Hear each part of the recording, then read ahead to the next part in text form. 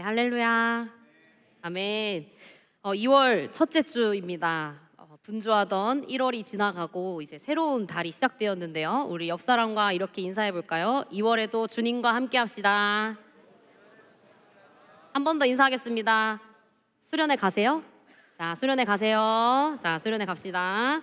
네, 너무 반갑습니다, 여러분. 제가 지난주 주일까지 알래스카에 있었어요. 그래서 사실 오늘 이제 교회를 이렇게 오는데 약간 꿈 같더라고요. 2주 만에 이렇게 교회를 오니까 되게 꿈 같고 신기하고 너무 반갑습니다. 그래서 제가 이제 외모 체크를 좀 한번 해야 되는데 알래스카에서 너무 이제 화장도 안 하고 막 그렇게 다니니까 오늘 교회에서 만난 우리 팀원들이 놀래더라고요. 전도사님 오늘 왜 이렇게 꾸미셨어요? 이렇게. 혹시 머리가 이상하거나 하면 꼭 알려주십시오. 아무튼 자, 우리는 지금 포로 귀환기 다시 돌아오다 라는 주제로 이제 시리즈 설교를 이어가고 있습니다. 지난주까지 많이 우리 은혜 받으셨죠, 여러분? 네, 승민 목사님 설교 너무 좋았다는 이제 이야기를 들었는데 이제 아마 1월부터 또 이제 2월까지 좀 긴 호흡으로 이 시리즈 설교가 진행되다 보니까 자칫 잘못하면 조금 지루할 수도 있겠다라는 생각이 들더라고요. 그래서 오늘은 중간 점검 느낌으로 해서 설교를 약간 영화처럼 준비를 해봤습니다. 그래서 저도 살면서 처음 이렇게 이야기식 설교를 해봐요. 그래서 좀 떨리기도 하는데 오늘 본문에 등장하는 인물들 그리고 그 상황 속에 여러분 자기 자신을 한번 대입해서 생각해보고 감정이입을 하면서 이렇게 따라와 주시면 좋을 것 같습니다. 자, 그러면 제가 영화 같은 설교를 하겠다라고 선포를 한 만큼 오늘 설교를 시작하기에 앞서서 아주 유명한 영화 이야기로 포문을 열어보려고 합니다. 여러분 혹시 나 홀로 집에 영화 아시죠? 솔직히 우리 세대에 이거 안 본 사람 있으면 간첩입니다. 다 봤어요, 정말로. OC에서 맨날 재방하고 크리스마스 때 되면 이제 대사를 외울 정도로 재미있게 봤습니다. 근데 이제 여러분도 아시겠지만 이 영화의 첫 시작 장면이 이렇습니다. 이제 크리스마스 때 이 케빈과 가족들이 대가족이 또 살아요. 다 같이 단체로 휴가를 가는 거예요. 그래가지고 막 전쟁처럼 막 아침에 다 늦잠 자가지고 또 막 짐을 막 바다다닥 챙겨가지고 봉고차 같은 데 타서 탁 이제 공항으로 막 갑니다. 그래가지고 이제 어떻게 저렇게 막 비행기를 탑승하고 이제 비행기가 웅 하고 이제 이륙을 한 거죠. 그래서 드디어 이제 케빈 엄마가 이제 좀 한시름 났네 하는데 이제 등골이 싸한 거죠. 그래서 가스밸브 잠갔나? 우리 문 잘 잠갔나? 하다가 갑자기 케빈! 하면서 이제 이 영화가 시작을 합니다. 여러분 다 기억나시죠? 이 모든 것을 다 완벽하게 챙겼다고 생각을 했는데 정작 너무너무 중요한 자신의 막내 아들 케빈을 집에 놓고 온 거예요. 그래서 이 여행이고 뭐고 다 포기하고 엄마는 집으로 돌아가는 그런 게 이제 이 나 홀로 집의 영화의 시작 부분입니다. 오늘 저희가 함께 읽었던 말씀 속에도 이렇게 너무 비슷한 상황이 펼쳐집니다. 이제 예루살렘으로 1차 포로 귀환이 진행이 이미 됐어요. 스룹바벨과 함께 쭉 가서 그 이후로 80여 년의 세월이 흐른 시점입니다. 이때 에스라라는 아주 위대한 인물이 등장해요. 그리고 이승민 목사님께서 지난 시간 설교를 해주신 것처럼 이 에스라라는 사람은 하나님의 선한 손에 도우심을 입고 포로였던 이 백성들과 함께 2차 귀환을 준비하게 됩니다. 근데 이렇게 막 준비를 하는데 앞불싸 너무 중요한 무언가가 빠졌다라는 것을 깨닫게 돼요. 그래서 과연 어떤 사건이 이 에스라와 귀환을 앞둔 이스라엘 백성들 앞에 있었는지 우리 말씀 속으로 한번 들어가 보도록 하겠습니다. 짠! 자, 여러분 영화입니다. 자, 지금 이 에스라와 이 사람들이 서 있는 곳은 아하와 강가라는 곳입니다. 학자들은요, 이곳을 바벨론의 또 어떤 방어 체계의 일부였던 좀 거대한 인공 운하가 아닐까 이렇게 생각을 하는데 정확히 어딘지는 우리가 알 수 없습니다. 근데 유프라테스 강 근처로 추측을 하고요. 바벨론 포로 생활을 이제 그만하고 다시 예루살렘 고향으로 돌아가겠다라는 사람들이 무수하게 모였습니다. 성인 남자만 1,500명이 모였고요. 아내와 아이들, 노인들 다 합치면 무려 5,000명에 달하는 아주 거대한 숫자의 사람들이 이곳에 모였을 것으로 봅니다. 역사적이고 아주 가슴 벅찬 이 2차 귀환의 순간, 와, 우리 드디어 고향으로 80년 만에 돌아간다. 분위기가 매우 매우 뜨거운데 꼼꼼하게 짐도 싸고 막 수많은 짐들, 그리고 페르시아 왕이 특별히 조서를 줬어요. 통행권까지 줬어요. 이제 우리를 가로막는 건 아무것도 없는 거예요. 이제 출발 나팔만 불면 되는데, 저기 맨 앞에 이들을 이끌고 가고 있는 에스라의 얼굴이 흑색이 됩니다. 왜냐하면 아무리 명단을 뒤져보고 눈을 씻고 찾아봐도 이스라엘 12지파 중에 단 한 지파, 레위 지파의 자손들이 한 명도 없는 걸 발견한 거예요. 이 15절 말씀을 우리 다 같이 함께 읽어보겠습니다. 시작. 내가 무리를 아하와로 흐르는 강가에 모으고 거기서 3일 동안 장막에 머물며 백성과 제사장들을 살핀즉 그 중에 레위 자손이 한 사람도 없는지라. 자, 제사장도 있고 일반 백성들도 있고 금은보화도 있고 다 있어요. 근데 정작 우리가 돌아가서 하는 게 뭐죠? 예루살렘 성전을 재건하는 거죠. 우리의 나라와 민족을 다시 세우는 건데, 여기에 함께 손과 발이 되어서 백성들에게 말씀을 함께 가르쳐야 할 영적인 핵심 mem버가 빠져 있었습니다. 이거는 나홀로 집에 케빈이 빠진 것보다 더 엄청난 일이에요. 이 안고 없는 찐빵과 같은 이 상황을 에스라가 발견하고 탄식합니다. 이것을 어떡하나, 레위인이 한 사람도 없네. 여러분, 근데 이게 왜 이렇게까지 큰 일이었을까요? 그냥 가서 좀 적당히 사람 좀 더 채워놓으면 되는 거 아닐까요? 근데 그게 아닙니다. 이 에스라에게, 그리고 무너진 예루살렘의 회복이라는 그 사명을 수행하기 위해 레위인의 존재는 대체 불가능한 존재였습니다. 제사장들이 우리 몸의 심장이라면 이 레위 사람들은 이 심장에서 뿜어져 나오는 피를 각 모든 몸으로 연결하는 혈관과 같은 사람들이었어요. 무엇보다 이 사람들은 율법을 같이 해석해서 삶으로 백성들에게 가르치는 교사와 같은 역할을 하던 사람들이었습니다. 쉽게 말하면 우리 비청년부 오늘 예배 같이 드리고 있죠. 자, 근데 어느 한순간 딱 했더니 우리 목사님과 저 4명만 남고 우리 100여 명의 모든 리더들과 팀장들이 한순간에 사라졌다고 생각해 봅시다. 말도 안 되죠. 우리 청년부 절대 못 굴러갑니다. 말씀 가르치는 사람만 있으면 뭐예요? 여러분들 삶에 가장 가까이에서 그 말씀을 해석해주고 같이 살아내어주는 리더들이 꼭 필요하거든요. 레위인이 그런 존재였습니다. 그렇기 때문에 특히나 에스라가 학자였어요. 율법을 가르치는 학자. 근데 이 사람의 사명이 그럼 뭐겠어요? 저처럼, 목사님들처럼 말씀을 연구하고 백성들에게 가르치는 게 나의 사명인데, 이 비전을 함께 이뤄나갈 이 메이트들, 나의 손과 발이 되어줄 동력자들이 없다는 것은 이 여정은 실패했다라고 봐도 무방한 것입니다. 자, 그러면 오케이, 알겠어요. 근데 왜 12지파 중에 다른 지파들 다 왔는데 레위인들만 안 왔을까요? 몰라서 안 왔을까요? 카톡으로 공지를 안 읽었을까요? 아니겠죠.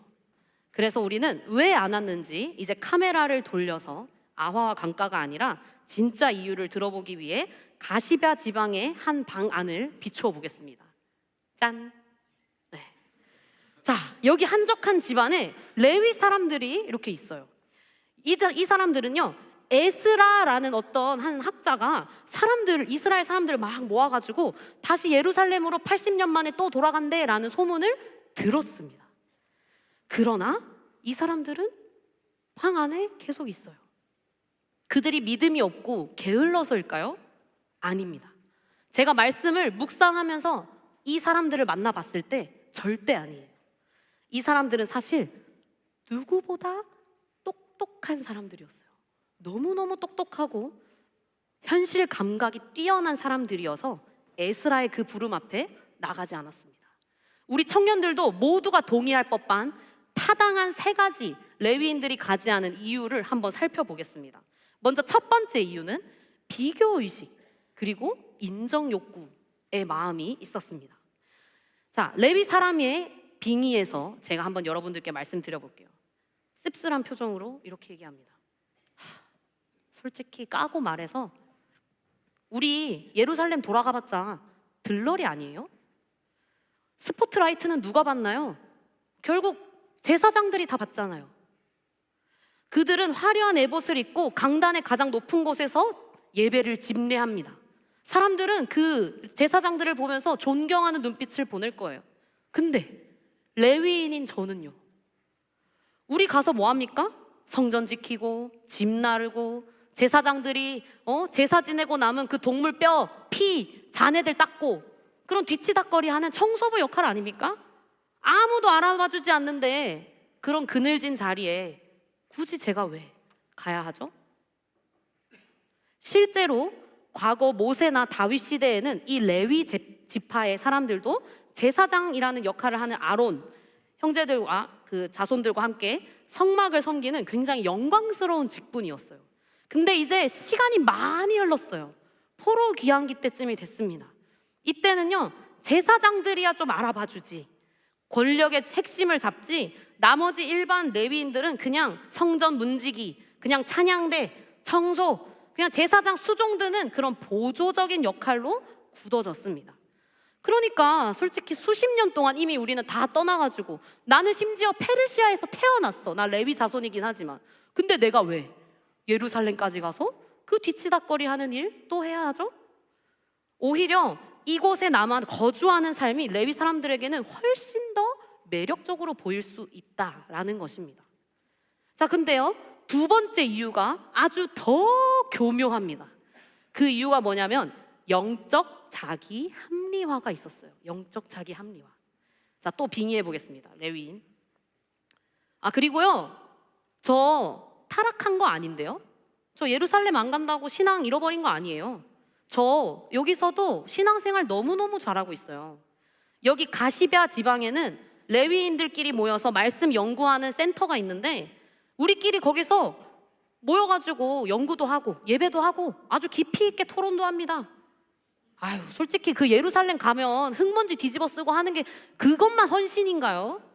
여기서 말씀 깊이 연구하고 지적으로 깨닫고 그런 게 더 멋있는 그 신앙 아닙니까? 저는 여기서 드리는 신앙생활로도 충분히 만족합니다. 실제로 레위인들이 살던 이 가시럈라는 지방에 대해서 학자들이 많이 의견이 분분한데 정확한 위치는 여전히 알 수는 없습니다. 근데 이 가시럈라는 원어 특성상 그 카스피해 쪽이 있어요. 카스피해 흑해. 그 근방에 어느 도시이지 않을까라는 생각도 있고, 북부 바벨론에 위치한 성읍으로 추정을 하고 있습니다. 그러니까 아하와에서 그렇게 멀지 않은 곳으로 추정을 해요.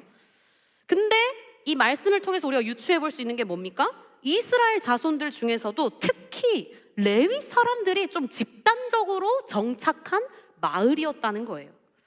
자, 특히 우리가 아까 읽은 17절 말씀에 가시럈 지방이라는 표현이 나와요. 근데 그 지방을 헬라어 원문으로 보면 정관사, 헬라어가 아니죠, 히브리어 정관사 하가 붙어서 그 가시럈 그 장소라고 원어 의미를 해석할 수 있는데, 이 표현은 구약 성경에서 특히 종교적인 어떤 장소를 뜻할 때 정관사 하가 붙어서 그 장소라고 지칭을 합니다. 그래서 이렇게 추측을 하는 거예요. 아마 포로 상태긴 했지만 여전히 레위인들은 집단적으로 모여 살면서 말씀을 연구하고 같이 어떻게 살아가려고 애쓰는 그들만의 회당이 있었을, 그 장소가 있었을 가능성이 있다라고 볼 수 있는 거죠. 이걸로 만약에 유추해 본다면 레위 자손들은 자기들끼리 율법도 가르치고 자기 자손들에게 계속해서 교육도 하면서 종교적으로도 명분이 있어요. 우리 여기서 계속 신앙생활 하잖아. 그리고 현실적인 안정도 모두 챙기고 있었습니다. 성전이 없어도 말씀 공부는 할 수 있는 것처럼요. 오히려 이때 레위 사람들은 내가 가서 몸으로 부딪히고 그 흙먼지 나게 막 예루살렘 성전 다시 짓는 그런 헌신보다 지식으로, 여기서 레위인들 많이 사는데 우리 같이 여기서 말씀 공부하는 게 훨씬 더 유익하지 않나요? 라고 생각했을 수 있다라는 거죠. 몸으로 드리는 순종은 없지만 머리로만 쌓는 신앙, 지식, 손발은 움직이지 않지만 입으로만 살아있는 합리화하는 신앙이 그 레위인들을 페르시아에 계속 정착하게 만들었을지도 모르겠습니다. 자, 마지막 세 번째 이유가 있는데, 이게 사실은 가장 결정적인 이유이지 않았을까라고 생각해요. 뭐냐면 생존에 대한 불안, 미래에 대한 불확실성, 이것입니다. 자, 레위인 마지막으로 빙의하겠습니다. 그리고 솔직히 다 좋은데요, 예루살렘 지금 가면 폐허잖아요. 율법, 에스라 당신 율법 잘 아시죠? 율법 교사라며. 다른 11지파와 다르게 우리 레위 사람들은 거기에 땅도 유산도 하나도 못 받습니다. 우리는 성전에서 나오는 11조로만 먹고 살아야 돼요. 근데 예루살렘 가면 성전도 없고 아무것도 없는데 우리가 뭘 먹고 살아요 그러면? 우린 땅도 없는데. 거기 가면 저랑 제 자식들 다 굶어 죽습니다. 요렇게. 정말 뼈아픈 이야기죠. 이미 1차에 예루살렘 귀환이 있었다라고 제가 말씀드렸습니다. 80년 전에 이미 수많은 사람들이 갔어요. 근데 흉년이 계속되고 대적들이 계속 공격을 해서 예루살렘 성전도 짓다가 말고 다들 그냥 이제 펑퍼짐해져가지고 그냥 굶어 죽는 사태, 뭐 약간 그런 느낌으로 너무 안 좋은 소식을 다 알고 있었어요, 레위 사람들이. 그러니까 예루살렘 가면 뭐해? 우리는 11조 없으면 못 사는데 성전도 없는데 11조가 어떻게 거치냐고요. 말도 안 되죠. 반면에 여러분 상상해 보세요. 포로이긴 했습니다만 이들이 지금 살고 있는 바벨론, 페르시아, 여기는 세계 경제 중심지예요. 지금으로 따지면 미국에 간 겁니다. 포로가 돼서. 너무너무 잘 살아요. 너무 보여요, 그게. 그리고 이미 수십 년 동안 거기서 정착을 했다라는 말은 아무리 포로이긴 해도 거기서 뭐든지 내가 먹고 살 수 있는 뭔가 생존 수단을 만들 수 있었어요. 그리고 페르시아, 여러분도 잘 알다시피 문화 관용주의도 있고 나름대로 괜찮아, 여기서 살 수 있겠다 싶은 거죠. 그런 사람들에게 지금 수십 년 동안 정착한 여기 떠나서 다시 저 황무지 예루살렘으로 가, 이거는 굉장히 폭력적인 말로 들릴 수도 있다라는 겁니다. 그래서 이 세 가지의 모든 것을 지금 종합해보면 방 안에 있던 레위 사람들은 게을러서 가지 않은 게 아닙니다. 오히려 너무 똑똑해요. 너무 계산이 빨라요. 그래서 못 간 겁니다.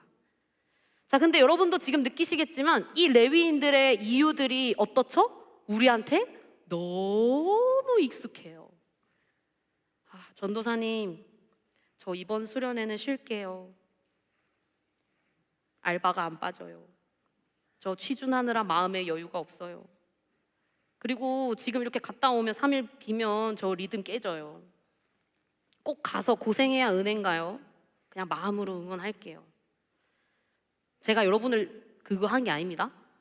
지적하는 게 아니에요. 너무 당연하다는 거예요, 이 레위 사람들이 하는 말들이.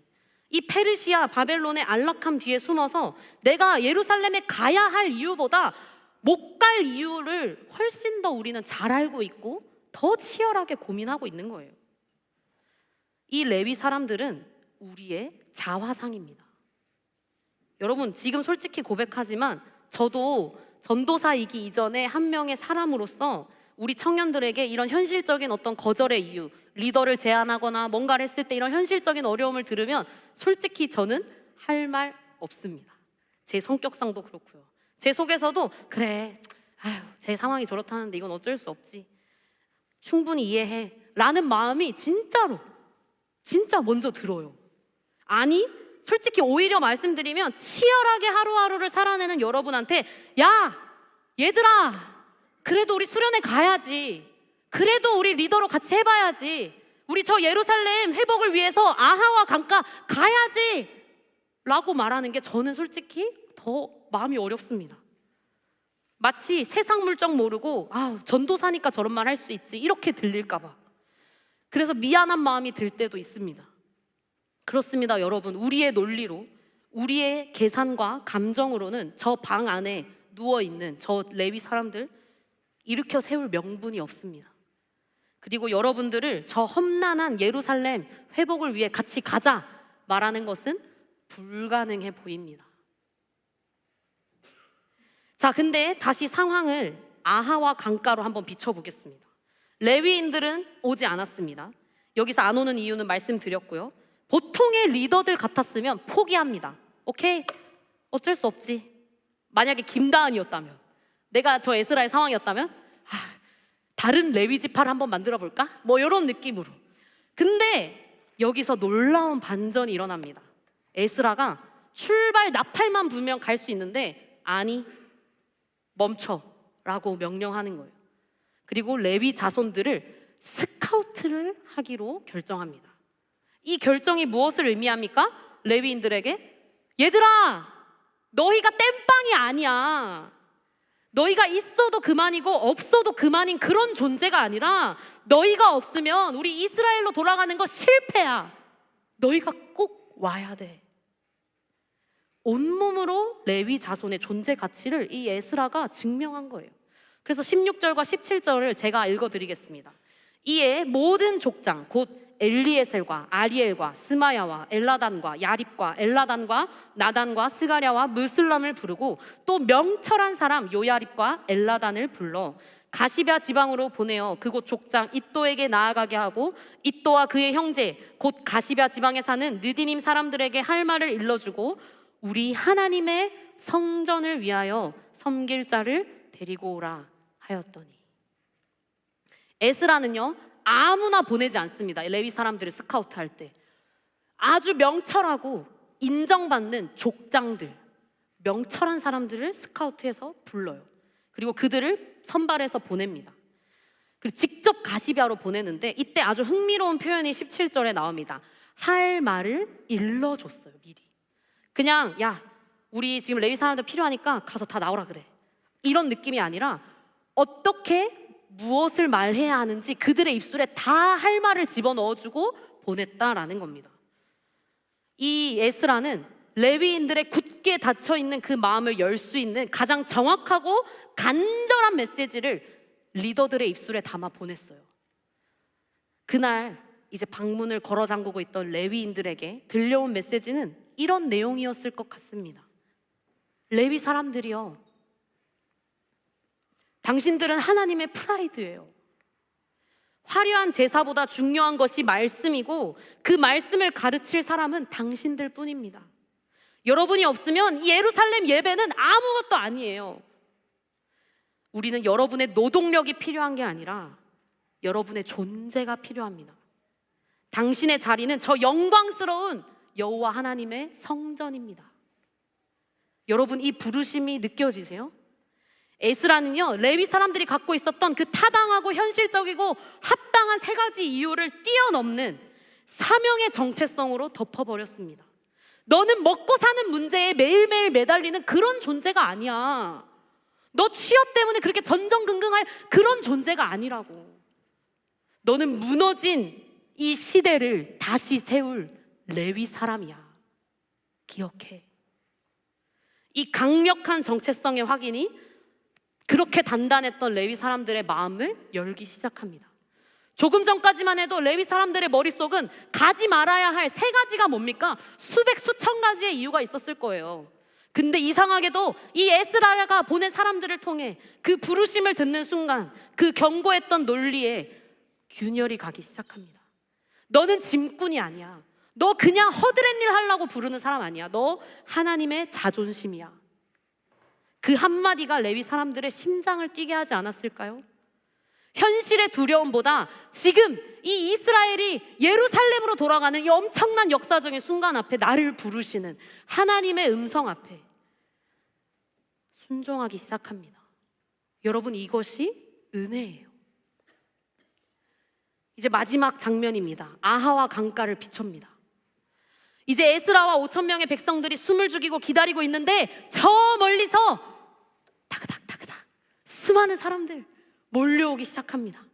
누군가 외칩니다. 온다! 레위 사람들이 오고 있다! 보십시오. 저기 짐을 싸들고 오는 사람들, 가장 명철한 사람 세레비아와 그의 아들들 18명, 하사랴와 형제들 20명, 성전 일꾼인 느디님 사람 220명, 약 250여 명의 사람들이 이스라엘 공동체에 돌아옵니다. 여러분, 어떻게 이런 기적이 가능했을까요? 그 똑똑하고 계산 빠르던 레위 자손들이 어떻게 하루아침에 그들의 마음을 바꿨을까요? 에스라가 말을 잘해서입니까? 연봉을 더 많이 주겠다고 했을까요? 율법과 상관없이 너네한테 땅도 줄게, 뭐 이런 조건들 하나님이 거셨을까요? 오늘 본문 18절 상반절은 이 기적의 원인을 단 한 줄로 명확하게 기록합니다. 우리 다 같이 큰 목소리로 읽겠습니다. 시작. 우리 하나님의 선한 손에 도우심을 입고. 아멘. 할렐루야. 하나님이 하셨습니다. 하나님께서 이 레위 자손들의 마음속에 두려움의 계산기를, 현실을 자꾸 바라보게 만드는 그 계산기를 끄시고 그 마음에 거룩한 헌신의 불을 입히신 거예요. 그래, 내 인생 지금까지 포로로 혹은 단 한 번도 나는 예루살렘을 본 적도 없는 페르시아에서 태어난 레위 사람일지라도, 그래, 나 한번 가보자. 나 말씀 아니까. 우리 레위 사람들이 저곳에서 가야 하는 걸 주님이 말씀하셨으니까 내 인생 한번 던져보겠다고 나아온 사람들이었습니다.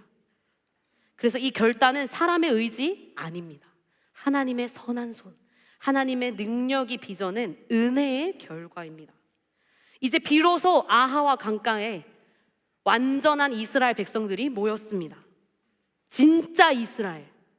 제사장의 심장과 레위 사람들의 혈관이 연결되어 11지파가 모두가 함께 모였습니다. 이제 이 5,000명의 무리는 단순히 피난민 수준이 아니에요.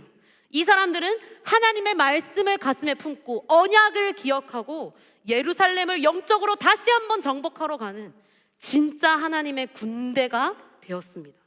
부족함이 채워지고 두려움은 환호성으로 바뀌었어요. 이것이 오늘 우리가 경험할 복음의 능력인 줄 믿으시기 바랍니다. 아멘. 사랑하는 우리 비청 여러분, 2500년 전에 영화는 끝이 났습니다. 이제 카메라는요, 페르시아의 어떤 방 안도 아하와 강가도 아닌 여러분들을 향해 비추고 있습니다. 바로 오늘 여러분들 설교의 결론 부분인데 요걸 기억하셨으면 좋겠어요. 오늘 나의 아하와 강가는 어디지? 하나님이 지금 나를 어디로 부르고 계시지? 저는 확신을 갖고 말씀드리는데 당장의 여러분들의 아하와 강가는 이번 겨울 수련회입니다. 저는 확신해요.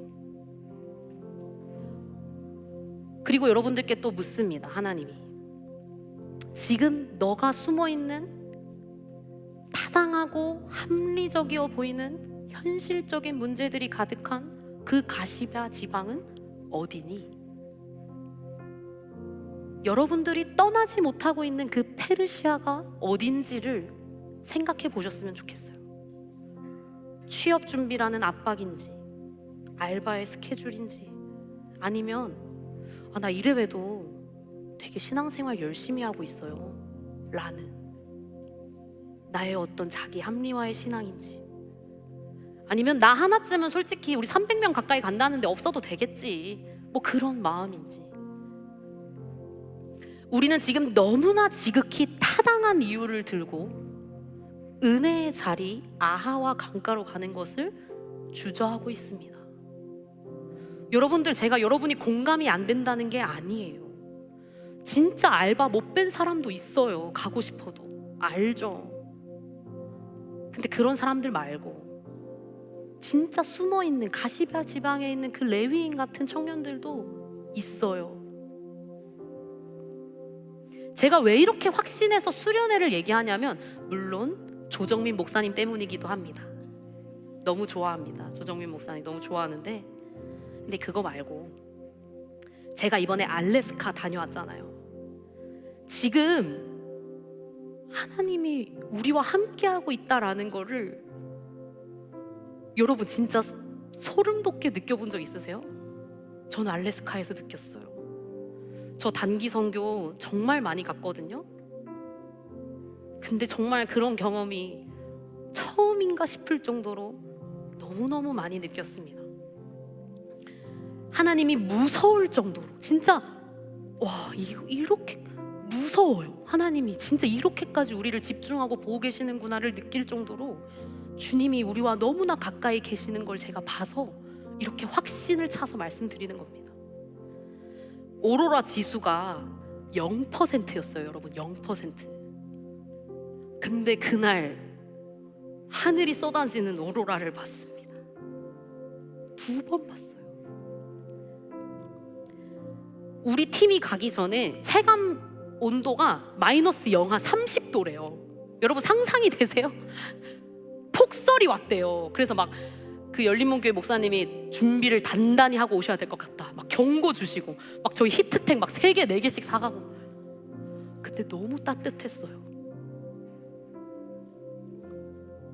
빡빡했어요. 진짜 일정이 너무 바쁘고 사실 너무 힘들었거든요, 솔직히. 근데 누구 하나 크게 다치는 사람도 없고, 그곳에 열린문교회 청년들이랑 이거는 더 깊은 이야기들은 다다음 주 금요일 빛가득 금요 예배에서 보고 예배 때 들으시겠지만, 열린문교회 청년들이랑 진짜 하나가 되는 게 뭔지를 저는 눈으로 처음 봤어요.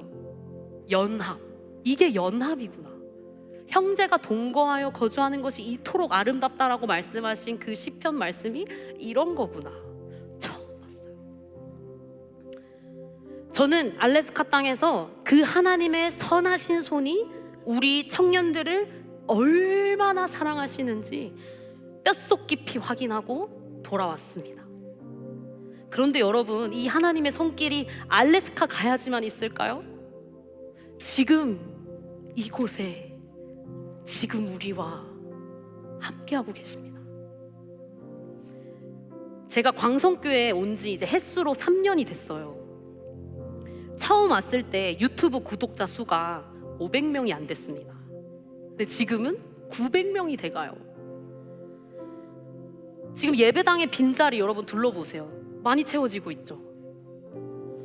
코로나 때 또 다양한 이유로 떠나갔던 청년들이 돌아와요. 왜 오는지 모르겠어. 진짜로 돌아와요. 이번 수련회 300여 명의 청년들 함께합니다. 여러분, 제가 지금 단순히 숫자를 자랑하는 그런 게 아니에요. 그런 얄팍한 수가 아니라 영적인 기류가 지금 바뀌고 있다 말씀드리는 겁니다. 40일 특세를 했었죠. 올리브 특세. 우리 청년들이요, 매일 아침마다 자발적으로 모여서 신약 성경을 통독한대요. 그리고 우리 리더들 누가 시키지 않아도 우리 매주 금요일 저녁 9시부터 밤 12시까지 매일 모임하거든요. 매주. 근데 9시 전에 회사 끝나자마자 밥도 안 먹고 와가지고 기도회를 해요. 자기들끼리. 저희가 시켜서 한 걸까요? 절대 아니죠. 이게 사람의 힘으로 되는 일입니까? 지금 비청년부가 저는 좀 다른 것 같아요. 오늘 본문의 에스라처럼 하나님이 허락하신 어떤 특별한 때가 지금 우리 가운데 있구나라는 게 느껴집니다. 준비하게 하시는구나. 강력하게 느껴집니다. 지금 우리 공동체를 성령님이 강권적으로 인도하시는구나. 여러분 이게 지금 믿어지세요? 이 거대한 은혜의 파도가 지금 우리 청년부 가운데 덮으려고 저 멀리서 오고 있는 저의 이 흥분된 마음이 이해가 되세요? 여러분, 이 거대한 은혜의 파도 앞에 함께 올라타세요. 함께 경험합시다. 아하와 강가로 가야지 경험할 수 있는 일이에요. 구경꾼으로 남지 마세요.